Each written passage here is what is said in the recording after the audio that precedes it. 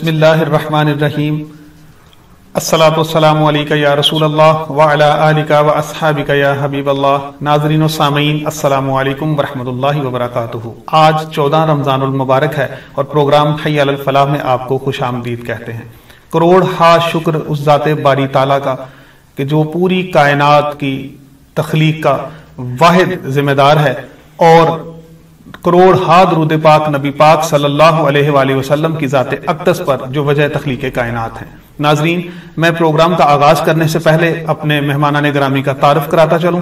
میرے بائیں طرف اس وقت موجود ہیں محترم جناب فیصل توحید اویسی صاحب، ان کے ساتھ تشریف فرما ہیں حافظ علامہ قاری محمد عثمان خان قادری صاحب، اور میرے بالکل ساتھ تشریف فرما ہیں زینت القراء فخر القراء حضرت علامہ قاری محمد شہباز عطاری صاحب۔ میں آپ کو خوش آمدید کہتا ہوں۔ میرے دائیں طرف موجود ہیں حافظ محمد ابوبکر قادری صاحب، میں آپ کو بھی خوش آمدید کہتا ہوں۔ ناظرین، پروگرام کا باقاعدہ آغاز تلاوت کلام پاک سے کریں گے۔ آئیے تلاوت کلام پاک سنتے ہیں۔ اعوذ باللہ من الشیطان الرجیم،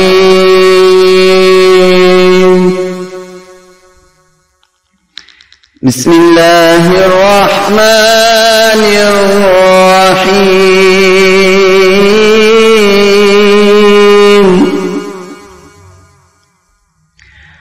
سبحان ربک رب العزة عما يصفون،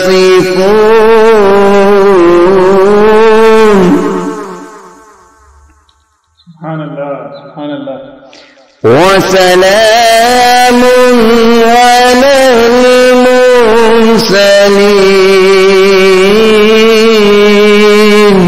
ماشاء اللہ ماشاء اللہ، والحمد لله رب العالمين،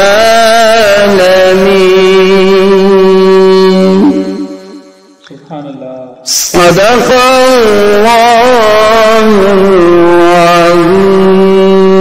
العظیم، جزاک اللہ، ماشاء اللہ ماشاء اللہ، سبحان اللہ ماشاء اللہ۔ تلاوت کلام پاک کے بعد آئیے ہم فیصل توحید اویسی صاحب سے نعت رسول مقبول صلی اللہ علیہ وآلہ وسلم سنتے ہیں۔ سنتے ہیں کہ محشر میں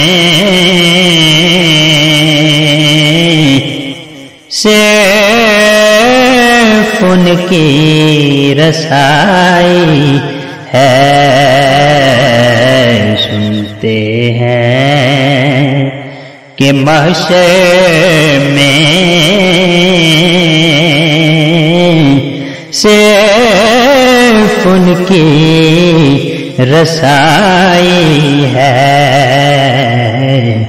گر ان کی رسائی ہے،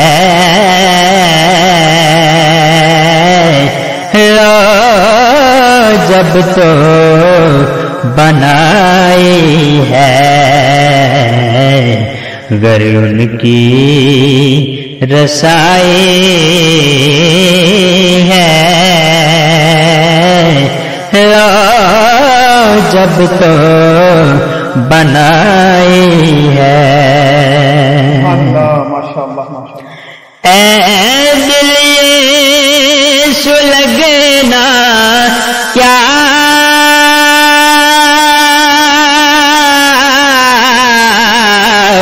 واللہ جلنا ہے، تو جل بھی اٹھے، جلنا ہے تو جل بھی اٹھے،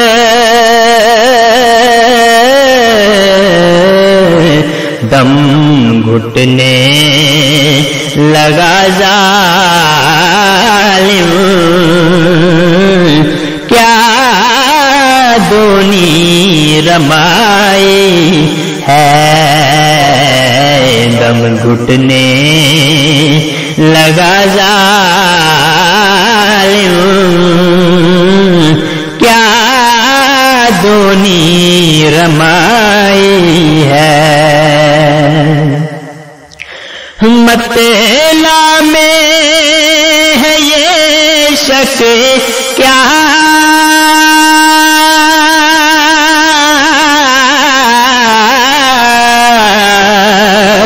واللہ رضا واللہ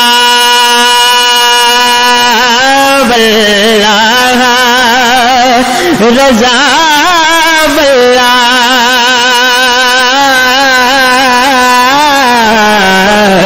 صرف ان کی رسائی ہے، صرف ان کی رسائی ہے۔ سنتے ہیں کہ محشر میں صرف ان کی رسائی ہے، گر ان کی رسائی ہے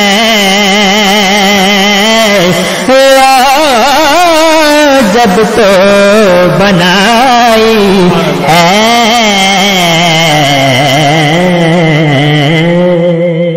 سبحان اللہ۔ جی ناظرین، گفتگو کا آغاز کرتے ہیں۔ علامہ صاحب، میں آپ کو پروگرام میں پھر خوش آمدید کہتا ہوں۔ تو آج ہم نے نماز کے مسائل کے حوالے سے گفتگو کرنی ہے۔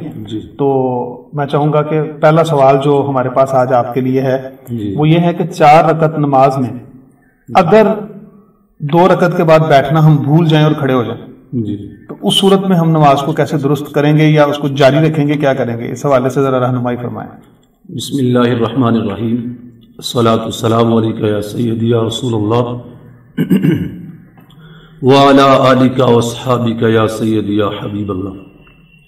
بعض صورتیں ایسی ہیں کہ جن میں اگر نماز میں غلطی ہو جائے تو سجدہ سہو سے کمی پوری ہو جاتی ہے۔ یہ بھی ان صورتوں میں سے ایک صورت ہے کہ اگر ہم نے 2 رکعت کے بعد بیٹھنا تھا لیکن بیٹھے نہیں، ہم کھڑے ہو گئے، تو پھر ہم لوٹ کر واپس نہیں آئیں گے۔ تیسری اور چوتھی رکعت ہم مکمل کریں گے، اور پھر چوتھی رکعت جب مکمل کر لیں گے تو پھر اس کے بعد ہم سجدہ سہو کریں گے۔ اس سے یہ نماز کی کمی پوری ہو جائے گی اور ہماری نماز درست ہو جائے گی۔ صحیح۔ تیسری رکعت میں ہم کھڑے ہو جائیں گے اسی ترتیب سے جیسے ہم نے ویسے پڑھنی تھی، اور اینڈ پہ ہم جو ہے سجدہ سہو کریں گے۔ جی بہت شکریہ۔ اچھا علامہ صاحب بتائیں، نماز میں قرات کی ترتیب رکھنا لازم ہے؟ جیسے ترتیب نزولی ہے ہمارے پاس قرآن میں، تو کیا اس ترتیب کے حوالے سے کیا کہیں؟ جی بالکل، ترتیب ہونا ضروری ہے۔ مثال کے طور پر ہم نے پہلے قل یا ایھا الکافرون پڑھی ہے، تو اس کے بعد پھر ہم سورہ نصر پڑھیں گے، یہ نہیں کہ ہم سورہ ماؤن کی طرف لوٹ کے جائیں گے۔ ترتیب قائم رکھنا ضروری ہے۔ اگر غیر ارادی طور پر یا سمجھ لیں کہ غلطی سے ہی کوئی ایسا ہو گیا چانس کہ ہم نے سورت جو پڑھی اس کے بعد والی سورت پڑھنی تھی لیکن پیچھے والی ہم نے پڑھ دی، تو ایسی صورت میں تو بندہ گناہ گار نہیں ہوگا، اگر جان بوجھ کر کرے گا تو بندہ گناہ گار ہوگا۔ صحیح۔ اچھا یہ بتائیے علامہ صاحب کہ نماز پڑھتے ہوئے اکثر و بیشتر غلطی لگ جاتی ہے، بھول جاتے ہیں کہ کتنی رکعتیں ہوئی ہیں، تو اگر ہمیں نہیں پتا چلا کہ 3 رکعتیں پڑھی ہیں اور یا 4 پوری ہو گئی ہیں اور ہم بیٹھ کے تو نماز کو مکمل کرنے لگے ہیں، تو اس حوالے سے ایک شک سا موجود ہے، اس صورتحال میں کیا کریں گے؟ صرف شک سے تو ویس بھائی ہم رکعت نہیں پڑھیں گے یا شک پر عمل نہیں کریں گے جب تک غالب گمان نہیں ہوگا۔ اب غالب گمان ہوا کہ ہم نے 3 رکعتیں پڑھی ہیں تو پھر چوتھی بھی بندہ پڑھے، اگر صرف شک ہے تو شک پر عمل نہیں کیا جائے گا۔ صحیح جی، غالب گمان کی طرف ہم جائیں گے۔ جی بالکل، غالب گمان کی طرف۔ صحیح۔ اچھا علامہ صاحب، وتر میں ہم دعائے قنوت پڑھتے ہیں تیسری رکعت میں، جی تو بعض دفعہ ایسا ہوتا ہے کہ دعائے قنوت نہیں پڑھی اور ہم رکوع میں چلے گئے۔ اب جب رکوع میں چلے گئے ہیں تو پھر نہ تو لوٹ کر ہم واپس آئیں گے اور نہ رکوع میں ہم دعائے قنوت پڑھیں گے، بلکہ اسی طرح ہم رکوع بھی کریں گے اور پھر سجود بھی کریں گے اور آخر میں سجدہ سہو کر لیں گے، اس سے ہماری نماز ٹھیک ہو جائے گی۔ ٹھیک ہو جائے گی، صحیح۔ اچھا اگر ڈر کی وجہ سے یا کسی خدشے کی وجہ سے ایک دم چیخ نکل جاتی ہے نماز کے دوران میں، یا ہم نماز یعنی ایسی حالت میں کہ ہم نماز ٹوٹ جاتی ہے، تو گھبراہٹ ہے، خوف ہے، نماز ٹوٹ گئی ہے، تو اب جب ہم دوبارہ نماز کو لوٹائیں گے تو کیا شروع سے شروع کریں گے یا جہاں سے نماز چھوٹی تھی وہاں سے شروع کریں گے؟ اس بارے میں کیا کہیں گے؟ یہ ہے کہ اگر خوف اور یہ گھبراہٹ اتنی دیر کی رہی کہ جتنی دیر میں ایک رکن ادا ہوتا ہے، اس سے اگر کم کا وقت لگا خوف اور گھبراہٹ میں تو پھر بندہ حالت قراری میں آ گیا تو پھر تو وہی سے بندہ پڑھ سکتا ہے۔ اگر اس سے زیادہ ٹائم لگا بندے کو، عموماً اس طرح کی جو آپ بتا رہے ہیں جس طرح کا خوف اور گھبراہٹ زیادہ ہو جاتی ہے۔ نہیں، لیکن اگر چیخ نکل گئی اور جیسے نماز تو بغیر اب ہم نماز سے تو باہر نکل گئی، نماز تو ٹوٹ گئی، لیکن اگر فی الفور بندے کے حواس بحال ہو گئے تو پھر تو وہیں سے بندہ نماز شروع کر لے گا۔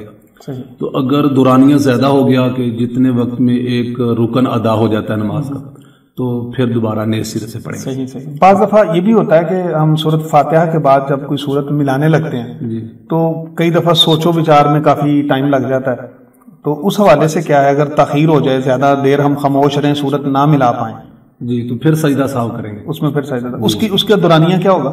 یعنی کتنے خاموشی پہ سجدہ صاحب ہو جائے گا؟ یہ کم سے کم کو 3 مرتبہ سبحان اللہ کہنے کی مقدار نا، یہ اتنی تاخیر ہو گئی تو پھر ہم سجدہ صاحب کریں گے۔ جی بالکل۔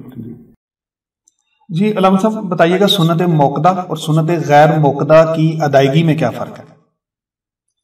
جی سنت موقدہ وہ سنتیں ہیں کہ جو آقا کریم صلی اللہ علیہ وسلم نے جن پر ہمیشگی اختیار فرمائی، اور سنت غیر موقدہ کبھی آپ نے پڑھی بھی ہیں کبھی آپ نے چھوڑی بھی ہیں۔ ان کی ادائیگی میں تھوڑا سا فرق ہے کہ یہ غیر موقدہ جو ہیں عصر کی پہلی 4 رکعتیں اور عشاء کی پہلی 4 رکعتیں، ان کو ہم اس طرح پڑھیں گے کہ 2 رکعت کے بعد ہم التحیات جب پڑھتے ہیں تو دوسری یہ ہم جب التحیات پڑھتے ہیں تو اس کے بعد ہم دروشی بھی پڑھیں گے اور دروشی کے بعد دعا بھی پڑھیں گے۔ یہ ہم یعنی مکمل التحیات ہم پڑھیں گے، یہ ربی جالنی یا اللہم ربنا آتنا جو بھی دعا پڑھتے ہیں، ٹھیک ہے۔ یہ ربی جالنی بھی یہ صرف یہی نہیں ہے کہ ہم یہی پڑھ سکتے ہیں، کوئی اور آگے بھی دعائیں شامل کی جا سکتی ہیں۔ اچھا، اور تیسری رکعت جب ہم شروع کریں گے سنت غیر موقدہ میں، جی وہ سبحانک اللہ سے تو سبحانک اللہ سے دوبارہ شروع کریں گے۔ تو جو موقدہ سنتیں ہیں ان میں اشہد ان محمدً عبدہ ورسولہ اتنا پڑھ کے ہم کھڑے ہو جائیں گے 2 رکعتوں کے بعد، اور تیسری رکعت کا آغاز جو ہے ہم بسم اللہ شریف سے کریں گے، بسم اللہ شریف سے کریں گے اور صرف سورت فاتحہ پڑھیں گے۔ اچھا، سنت غیر موقدہ میں چاروں فاتحہ بھی پڑھیں گے اور 7 سورت بھی ملائیں گے۔ اچھا، یہ ہر سنت میں 4 رکعتوں میں سورت ملانا ضروری ہے؟ بالکل، سورت یہ فرضوں کی تیسری اور چوتھی رکعت میں سورت نہیں ملاتے۔ اچھا، سنت میں ملائیں گے ہم، سنت میں۔